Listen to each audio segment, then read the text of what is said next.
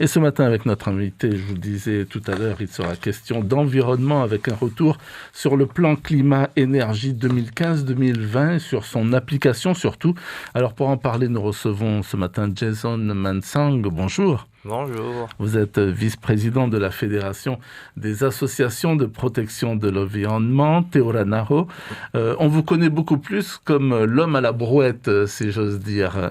Vous avez réalisé le tour de Tahiti en poussant une brouette pour sensibiliser à un moment donné l'opinion sur la qualité de notre environnement à préserver. Vous en faites vous dressez quel bilan de cette action ? Alors les FATI, les tours de l'île en brouette, du coup on en a fait 2 et c'était à chaque fois des revendications et des demandes, encore une fois pour l'environnement. Le bilan c'est que ça fait un peu avancer l'avis de la population sur le sujet, donc ça c'est bien. Et en parallèle de l'avis de la population, maintenant il faut s'attaquer un peu aux politiques, à leurs décisions, à leur volonté, à leur ambition. Parce qu'il faut réunir tous les acteurs possibles pour enclencher une transition dont on a besoin, donc il faut être sur tous les fronts. Alors, parlons du plan climat. Vous avez récemment interpellé le gouvernement et le président Édouard Fritsch. Alors, pour lui dire quoi ? Alors, monsieur Édouard Fritsch, avec la fédération, on est venu dresser un constat avec lui, le constat que le plan climat-énergie qu'on a pendu en 2015 à l'occasion de la COP21, n'a pas du tout atteint ses objectifs. Ses objectifs étaient de réduire nos émissions de gaz à effet de serre de 6,5% et en fait, elles ont augmenté de 6%. Donc là, on a les chiffres, on sait qu'on va dans la mauvaise direction. Et de ce constat-là, essayer d'être constructif et se dire, on va pas au bon endroit, maintenant il faut redéfinir où est-ce qu'on va, comment on va y aller. Et y aller, parce que là, ces questions de changement climatique, de crise environnementale, c'est une question de survie. On l'a entendu tout à l'heure dans l'interview de la dame qui parle du fait que la montée des eaux, ça peut être très dangereux pour les Tuamotu, pour les Paumotu. Il y a ça, il y a beaucoup de choses. Il y a l'augmentation de la température, la fertilité des sols qui va être impactée. Plein de choses, et c'est pas dans 3 siècles, c'est à la fin du siècle, voire déjà début 2050. Donc l'échéance est assez courte, c'est un très gros problème qui sera beaucoup plus dangereux que cette crise sanitaire. Et malheureusement, on voit très peu de moyens débloqués pour gérer cette crise, que ce soit à notre échelle locale ou mondiale. Donc on est plusieurs militants partout sur la planète et certains dans les politiques à essayer de faire avancer les choses parce que là, il y a du boulot. Alors le président a pris des engagements, il s'est dit prêt à avancer résolument vers une transition énergétique. Ça ne vous a pas convaincu ? En un sens, je peux dire qu'on y croit, sa bonne foi, de vouloir faire quelque chose. Après, là, il cite la transition énergétique, alors qu'on a parlé de beaucoup plus que ça. La gestion de cette crise climatique et environnementale, c'est beaucoup plus qu'une transition énergétique. Ça implique de réguler nos importations, d'importer beaucoup moins. Ça implique d'être autonome alimentairement. Ça implique de revoir nos modes de transport, tous nos modes de vie, en fait, même notre système démocratique. Il y a tant de choses à faire. Et ça ne se résume pas juste à remplacer notre fuel par des panneaux solaires. C'est beaucoup plus vaste et beaucoup plus complexe que ça. Alors vous, concrètement, par exemple, pour lutter efficacement contre le réchauffement climatique, vous avez proposé quoi ? Vous proposez quoi ? On a proposé des choses dans ces 3 grands axes que sont l'énergie, le transport et l'importation. Pour ce qui est de l'importation, ça passe par de l'autonomie alimentaire, c'est-à-dire développer notre secteur primaire, produire notre nourriture nous-mêmes. Aujourd'hui, on est à plus de 80% de ce qu'on mange qui vient de l'extérieur, avec tous les problèmes de santé qui viennent avec et tous les problèmes aussi pour notre économie locale et la valorisation de nos agriculteurs. Sur l'énergie, ça a été à peu près bien compris, il faut passer à du renouvelable. Pas forcément que du solaire, il y a plein d'autres choses à voir. Et notamment quelque chose qui est assez peu exploité et qui est à mettre en avant, c'est la sobriété. C'est-à-dire que c'est bien de remplacer notre source d'énergie, mais il faut aussi consommer moins d'énergie. Et en fait, c'est la première étape. Et ça, malheureusement, c'est assez peu abordé. Et pour ce qui est des transports, c'est encore une fois optimiser notre réseau routier et nos modes de transport en commun surtout. Ici, je crois qu'on est à plus de voitures que d'habitants à Tahiti. C'est monstrueux. Ce matin, on était tous dans les bouchons. Vous êtes tous dans les bouchons là maintenant.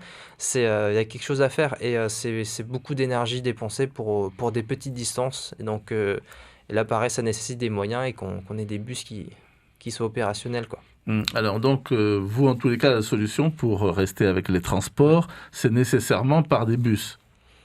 Des bus ou autres, il faut toujours essayer d'innover et de creuser d'autres solutions. En tous les cas, l'idée principale, c'est des transports en commun. Des transports en commun, et que ce soit pour que les gens aient moins de bouchons ou que ce soit les gens aient accès au transport. On a encore beaucoup de gens ici qui n'ont pas accès à avoir une voiture, qui sont dépendants des bus ou ce genre de choses. Donc ça limite extrêmement leur déplacement, donc leur Mm. accès à du confort, à la société et tout. Donc ça isole des personnes de ne pas avoir un système de transport en commun optimal.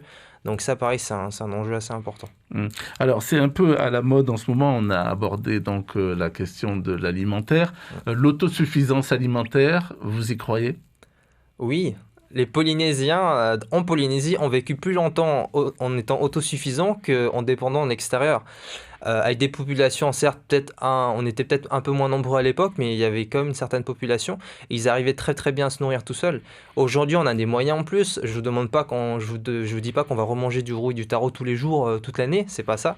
On a accès à beaucoup plus d'aliments. Aujourd'hui, on sait faire pousser des choses chez nous, que ce soit dans les îles Hautes, au Tuamotu, on sait faire pousser de la nourriture.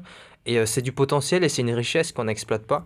Et oui, c'est tout à fait à notre portée, au moins d'inverser la tendance et de passer à 80% de ce qu'on mange qui pousse de chez nous, qui sort de notre terre, et avec tous les bénéfices pour la santé qui vont derrière aussi, toujours. C'est possible. Tout à fait, j'en suis certain. Ce que vous déplorez, en fait, vous et votre organisation, votre association, l'AFAP, c'est que les 28 actions, par exemple, du projet territorial donc, du gouvernement, ce projet, ces actions ont été présentées en décembre 2015, c'était notamment lors de la COP 21 à Paris, mais cette feuille de route, finalement, eh bien, n'a pas été mise en pratique, n'a pas été respectée. Oui, alors le plan climat-énergie en soi, il est génial, hein. Il a été construit en consultation avec plusieurs associations. La FAP en avait fait partie, beaucoup d'acteurs et des objectifs assez ambitieux pour l'époque. Néanmoins, derrière, je pense qu'ils ne se rendaient pas forcément compte du chantier que ça impliquait. Il y a un grand chantier implique de très très grands moyens et c'est là que ça a bloqué, je pense. C'est qu'il n'y a pas eu assez de moyens qui ont été débloqués pour la mise en place de cette feuille de route. Et un souci aussi, entre guillemets, c'est que cette transition, elle vient un peu en concurrence et en face à face avec l'économie. Et dès qu'il y a l'économie en face, on a souvent tendance à lui donner priorité. Donc c'est l'économie d'abord, et tant que l'économie se porte bien selon les critères du PIB et tout, là on va essayer de s'occuper de l'écologie. Or là, c'est pas du tout ce qu'il faudrait faire. Il faut donner priorité à cette feuille de route, à un plan d'action quoi, pour gérer le changement climatique et tout. Et c'est pas ce qui a été fait. Et donc, quand il n'y a pas de moyens, bah forcément, ça n'avance pas. Et du coup, ça n'a pas avancé. Alors, vous y croyez, vous pensez que parce que bon, je vous l'ai dit, hein, le président Frisch s'est dit favorable à la tenue, notamment d'un point régulier sur l'avancement du plan climatique. Donc, vous pensez que c'est avant tout une question politique? D'après moi, beaucoup de choses sont des questions politiques, hein. Après, on peut reconnaître quelques stratégies du gouvernement d'essayer de nous rassurer, de faire encore des promesses ou des engagements qui sont visiblement assez rarement tenus concernant l'environnement. Dans tous les cas, on a besoin de travailler avec eux. Comme je le disais au tout début, on a besoin de tous les acteurs possibles, on a besoin de moyens. Nous, les associations, on essaye de faire leur travail en final. Nous, on est là pour protéger notre patrimoine, on est là pour protéger notre population des crises à venir. Et donc, entre guillemets, on fait leur travail. C'est à eux de protéger notre population et de nous préparer à ce genre de choses. Sauf que nous, on manque de moyens, les moyens sont de l'autre côté. Nous, on fait ce qu'on peut, mais à un moment, on a des limites. Donc, la volonté, c'est vraiment de travailler avec eux.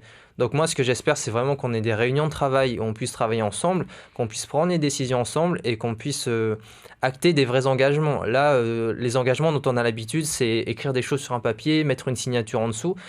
Mais pour moi, l'engagement final, c'est de faire passer des lois. C'est de les arrêter, de dire, bon, ben, à partir de maintenant, on va réguler l'importation. À partir de maintenant, on va obliger les gens à planter des arbres, quand ils construisent des maisons, quand on fait des lotissements, de limiter les terrassements. Plein de choses à faire et il faut les passer dans les lois parce que les belles paroles, c'est pas ça qui va nous sauver malheureusement. Même si derrière, il y a une bonne foi, une bonne volonté, on est d'accord. Mais il faut faire passer des lois pour moi pour que ça avance assez vite. Il faut une vraie volonté politique. Clairement, il faut une vraie volonté politique. Et aujourd'hui, on le voit bien, les priorités du pays sont... De ce qu'on a vu, c'est pas vraiment l'environnement. évidemment qu'ils mettent des moyens là-dedans, mais aujourd'hui, il y a vraiment cette vision politique qui doit changer que si on ne s'occupe pas de ces crises et de l'environnement général, si on ne prend pas soin du vivant, bah derrière, il y a des retombées. Et c'est un investissement, en fait. C'est juste que c'est un investissement à moyen, voire long terme. Et du coup, on voit juste le court terme de, bon, bah, si l'économie s'effondre, qu'il n'y a pas d'argent, bah, les gens, ils auront moins de confort, ce genre de choses. Encore que c'est de la spéculation. Si ça se trouve, ils vont se porter très bien si on plante des arbres plutôt que d'accueillir des touristes. Mais dans tous les cas, il y a cette vision court terme qui doit s'effondrer, de voir plus loin. Et quand on voit plus loin, eh ben, il y a une vague gigantesque qui nous arrive à la figure et il faut s'en occuper. Et c'est cette vision à changer.